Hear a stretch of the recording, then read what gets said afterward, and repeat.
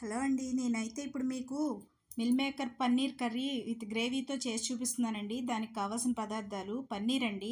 పన్నీర్ ఇంట్లో రెడీ చేసింది అది. Meal maker 1 cup meal maker తీసుకున్నాను. కొబ్బరి, ధనియాలు, నువ్వులు, చెక్క, లవంగ, యాలుక్కాయలు, మసాలాకు సరిపడా తీసుకున్నాను నేను. అల్లం వెల్లుల్లి పేస్టు, ఉల్లిపాయలు 3 ఉల్లిపాయలు, 3 పచ్చిమిర్చి తీసుకున్నాను. మిల్ మేకర్ అయితే వేడి నీళ్ళలో వేసి ఉంచుకున్నాను. అది కాసేపు వేడి నీళ్ళలో వేస్తే వాసన అవి పోతాయండి.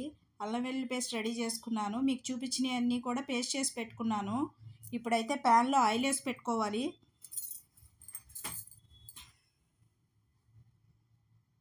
పన్నీర్ ముక్కలు కట్ చేసుకుని అందుట్లో వేసుకుని వేపుకోవాలి. గోల్డెన్ బ్రౌన్ కలర్ వచ్చే వరకు వేపుకోవాలండి నెమ్మదిగా. ఎర్రగా కొంచెం గట్టిగా అవుతుంది ముక్క, అలా ఉంటే బాగుంటుంది. ఇప్పుడైతే వేగిపోయినాయండి.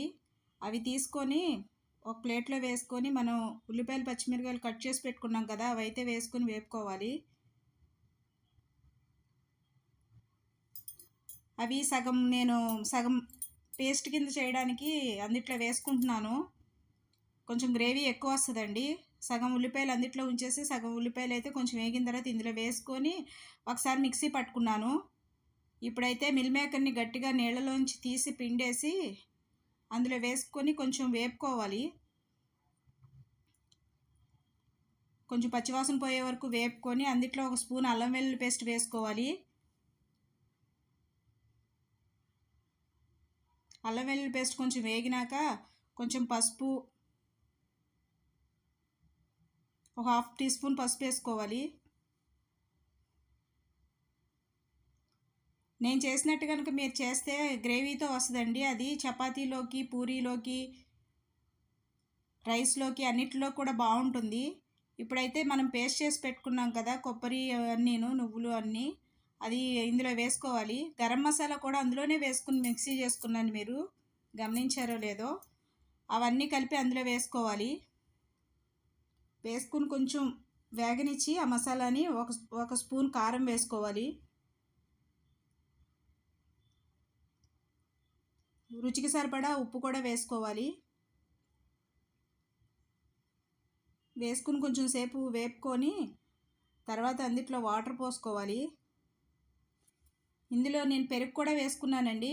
పెరుగు అయితే 1/4 కప్పు వేసుకోవచ్చు. మనకి గ్రేవీ ఎక్కువ కావాలి అనుకున్నప్పుడు పెరుగు వేసుకోవాలి. టేస్ట్ కూడా బాగుంటుంది.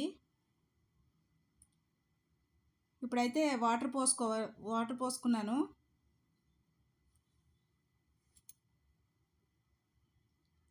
వాటర్ పోసుకుని కొంచెంసేపు మూత పెట్టుకుని అవి మగ్గనివ్వాలి. మగ్గిన తర్వాత మనం వేపుకున్న పన్నీర్ ముక్కలను తీసి అందుట్లో వేసుకోవాలి. వేసుకుని కొంచెంసేపు ఉడకనివ్వాలండి.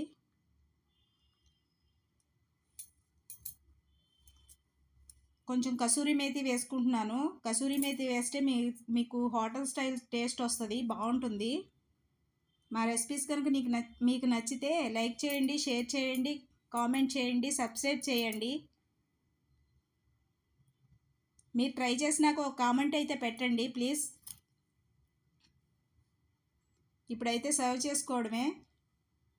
ఇది బిర్యానీలో కూడా బాగుంటుందండి. వెజిటేబుల్ బిర్యానీలో కూడా బాగుంటుంది. చపాతీ, రైస్, పూరి అన్నిటిలోకి బాగుంటుంది. పుల్కాల్లోకి కూడా బాగుంటుంది. ఒకసారి ట్రై చేయండి.